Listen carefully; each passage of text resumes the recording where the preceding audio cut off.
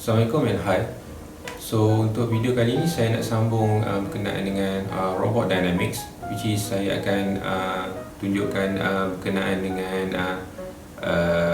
the first method dalam Lagrange Euler, which is kita akan menggunakan Lagrange Euler algorithm 1, iaitu Lagrange algorithm itself, which is untuk algorithm ni kita ada dalam 6 steps untuk kita accomplish, untuk kita dapatkan nilai torque ataupun form of torque untuk sesuatu robots. Okay, so mari kita saksikan.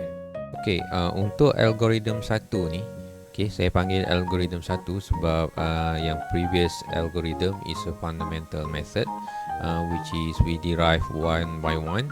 In LE algorithm 1, they have 6 steps. Okay, step 1 kita akan melihat kepada coordinate frames. Kita kena determine coordinate frames, HTM of the robots, and then kita nak tengok homogeneous coordinate dia, and then homogeneous coordinate of center of mass. Okay, untuk step yang kedua, kita akan pergi untuk menentukan inertial tensor of the systems. Okay, and then kita lihat apakah jenis type of joint, because that one become one of the components dalam pengiraan torque untuk certain ataupun satu-satu link tu. Okay, which is untuk revolute type of joint. So kita akan ambil satu, dan prismatic kita akan ambil 0. Okay, dia wakilkan dengan simbol psi. Alright, so untuk step yang ketiga, okay, step yang ketiga kita perlu compute certain component. Okay, iaitu dia have matrix. Kita nak melihat rotational dan kita nak melihat dia punya position vectors. So kita kena dapatkan the whole HTM of the robots ataupun the whole HTM of the system, any factor. Okay, and then kita nak cari dia wakilkan dengan R, iaitu radius. Okay, ataupun jejari. Okay, nak wakilkan sebagai jejari sebab dalam torque kita perlukan jejari, kita perlukan rotation. Okay, and then dia ada komponen Z, dan salah satu komponennya ialah matrix identity 3x3, yang mana dia mengambil row matrix identity yang paling hujung sekali, di seperti gambar rajah berikut. Okay, so dia salah satu elemennya ialah dia perlukan rotational of the overall robots. Okay, so dan satu lagi dalam step yang ketiga ni ialah kita nak menentukan Jacobian. Okay, dalam nama yang lain Jacobian ni ialah pseudo inertia. Okay, so dalam Jacobian ni, okay, dua komponen yang kita akan dapat, iaitu Jacobian terhadap velocities yang warna hijau tu, dan Jacobian terhadap omega, rotational movement. Okay, so lastly kita akan pergi kepada inertia matrix form atau inertia matrix equation seperti yang nombor 5 di bawah ni. Okay, dan kita akan masukkan semua komponen-komponen ni untuk kita susun dalam inertia matrix. Okay, dan selepas itu dalam step yang keempat kita boleh keluarkan semua komponen dalam inertia matrix ni. Okay, sebab inertia matrix ni akan digunakan untuk step yang seterusnya, iaitu step yang kelima. Dalam step yang kelima kita akan tentukan coriolis centrifugal of the systems. Okay, which is inertia dalam torque ni, kita fokus kepada inertia instead of mass dan viscosity. Okay, so dalam inertia ni, so kita perlukan dua tempat, satu pada inertia matrix untuk acceleration, dan satu lagi coriolis centrifugal untuk velocities dalam equation of motion torque. Okay, so coriolis centrifugal ni akan mengambil semua each component dalam inertia matrix. Okay, yang mana sedikit kerja lah untuk kita lakukan dalam membentukkan coriolis centrifugal pada setiap komponen Coriolis dan juga matrix tu. Okay, so satu lagi kita kena tentukan ialah potential energy. Dan dalam method yang pertama ni kita kena dapat total of differential of potential of energy untuk setiap link tu. Okey, yang mana ianya akan digunakan sebagai position state in torque equation of motion. Okey, so lastly dalam step yang keenam, okey, dalam step yang keenam kita pergi kepada equation asas torque, equation of motion asas torque ni, dan kita masukkan semua komponen-komponen yang kita telah determine, kita telah compute dalam dan beberapa step 5 seperti berikut. Okey, so untuk memudahkan penerangan, so saya pergi pada satu contoh robot yang mudah lah. So robot yang mudah ialah planar robot lah, 2 DOF planar robot, tak perlu DOF yang banyak-banyak, kita nak dapatkan understanding saja. Okey, let's say kita ada 2 DOF planar robots ni.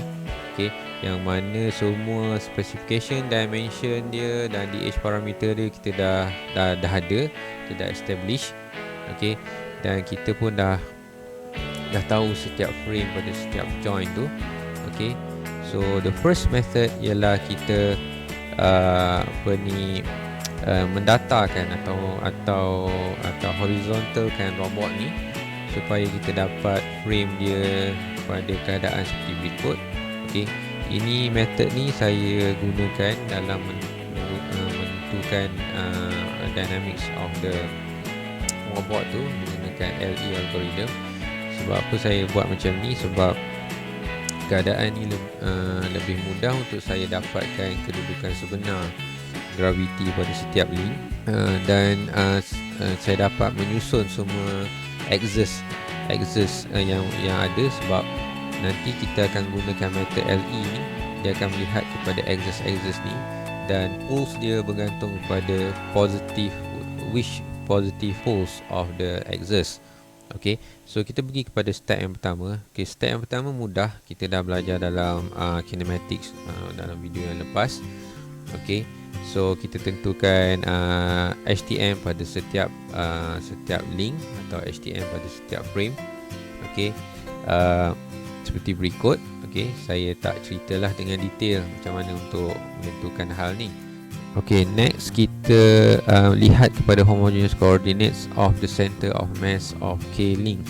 Okey, also mana dalam first matrix yang kita kena tentukan dalam komponen LE1 ni ialah matrix R ni, di mana matrix R ni melihat kepada center of mass of the each link.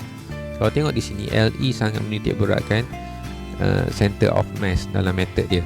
Okey, so bagaimana saya dapat tentukan seperti R1 dan R2 matrix di bawah? Okey, so di sini kita dapat lihat bahawa link tu berada pada x axis. Okey, bila kita dah baringkan, that's my motivation why saya baringkan robot ni secara horizontal. Okey, supaya saya dapat center of gravity dia akan menurun atau bergerak ke mana, dan dia berada di axis yang mana sebenarnya. Okey, dalam kes ni link berada pada x axis. Okey, dan kenapa kat situ nilai dalam matrix tu ialah L/2 negatif? Sebab kita akan mengira kedudukan ataupun nilai tu, kita akan kira dan pergerakan center of gravity kepada pusat joint of each link. Okey, kita merujuk pada pusat joint of each link, bukan joint yang menghubungkan antara dua link. Alright, so dalam step yang ketiga kita kena tentukan arah graviti dan kedudukan graviti itu pada axis yang mana. Kalau dalam kes gambar rajah ni, arah graviti berada pada y axis. So that's why matrix GT tu, ya, kedudukan G pada allocation y dalam matrix tu, dan dia adalah negatif sebab y axis setiap frame positif ke atas, so gravity ke bawah, so that's why dia negatif.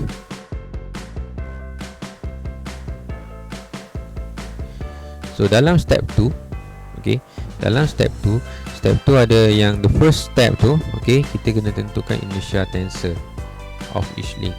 So dalam case ni juga kita mengambil inertia tensor according to the center of mass of each frame.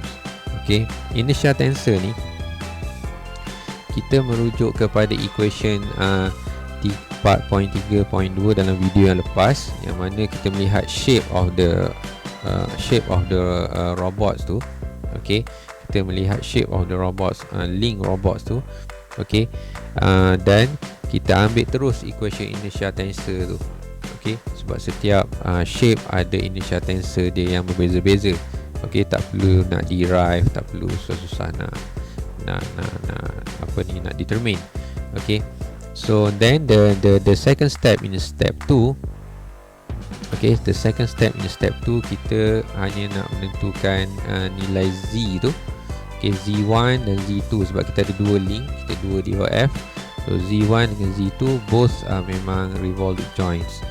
So tak campur perspektif ke revolute ke. So kalau campur kena make a different indicator lah. Okay, in step 3, okay, so step 3 untuk setiap link tu kita kena tentukan homogeneous transformation dia. Sebab apa? Dekat situ kita nak dapatkan rotational untuk dalam case ni 01 dan 02 rotational matrix. Okay, kalau ingat balik rotational matrix kita akan ambil di dalam HTM. Okay, yang mana 3x3 yang di dalam HTM seperti gambar rajah di atas, so kita bawa keluar sebagai R01 dan R02. Okay, so komponen ni kita akan gunakan on the next steps. Okay, so dalam step yang ketiga lagi, untuk sub step yang kedua. Okay, so homogeneous transformation frame ni kita perlukan, yang mana kita akan ambil HTM tadi. So kita kena darabkan dengan dengan homogeneous coordinate yang kita dapat dalam step yang pertama tu. Okay, so kita akan dapat satu homogeneous transformation frame pada setiap joint atau pada setiap link. Okay, dan step yang ketiga, lastly kita nak dapatkan nilai Z tu, yang mana kita mengambil elemen terakhir dalam row identity. So kita darabkan dengan rotational yang kita ada, rotational matrix yang kita ada. So kita akan dapat seperti yang yang ditunjukkan dalam gambar rajah ni lah. Okay. So dalam step ketiga lagi kita nak tentukan Jacobian. Okay, menggunakan formula Jacobian dalam step 3 yang keempat tu. Okay, so kita boleh dapat Jacobian pada setiap link. Okay, so Jacobian tu kita akan pecah, kita akan dapat Jacobian untuk terhadap velocity dan Jacobian terhadap omega, iaitu terhadap rotational yang diwakilkan dalam bentuk omega. So dalam step 3 yang terakhir, okay, iaitu step yang kelima, so kita boleh tentukan inertia matrix of the robots secara overall. Okay, kita boleh susun dalam bentuk matrix seperti gambar rajah ni. So yang mana dalam step 4 nanti kita akan dapatkan komponen, kita akan gunakan komponen-komponen dalam inertia matrix ni. Okay, yang mana setiap komponennya kita keluarkan sebagai D11, D12, D21 dan D22. Okay, so dalam step yang kelima kita akan gunakan inertia matrix komponen tadi untuk kita dapatkan Coriolis dan centrifugal matrix. So kita kena derive lah satu persatu ni according to each link. So untuk link yang pertama seperti K1 tu, untuk link yang kedua seperti K2 tu. Alright, sebelum kita pergi kepada step yang terakhir, okay, so kita kena dapatkan dulu potential energy equation untuk robots ni. Okay, yang mana potential energy, total potential energy ni kita perlukan information mass, kita perlukan gravity matrix yang kita dapat dalam step yang pertama tu. Okay, dan kita ada satu lagi dipanggil homogeneous transformation frame yang kita dapat dalam step yang ketiga. Step yang ketiga. Okay. Dan setelah kita dapat semua information ni, so kita dapat satu equation potential energy, and then kita derive setiapnya. Okay, kita derive setiapnya based on setiap join. So lastly, dalam step 6 kita akan dapat full form of each torque equation of motion. Okay, untuk each join. Okay, each join. So kena ingat bahawa torque adalah berkaitan dengan join, kalau force adalah berkaitan dengan Cartesian motion. Alright. So untuk case ni kita dapatkan torque pada setiap join. Alright. So torque equation of motion kita dah dapat ni, kita boleh susun dalam bentuk vector matrix menggunakan formula seperti di bawah. So saya takkan pergi kepada penyusunan tu. So mungkin anda boleh lakukan sendiri. Okey, melihat dan merujuk pada buku-buku yang ada. Okey. So saya harap semua dapat memahami bagaimana nak menggunakan LE algorithm 1 dalam mendapatkan equation dynamics pada setiap joint of the robots. Okey, terima kasih kerana view video ni hingga habis. Okey, saya harap ia dapat membantu anda semua. So terima kasih. Assalamualaikum.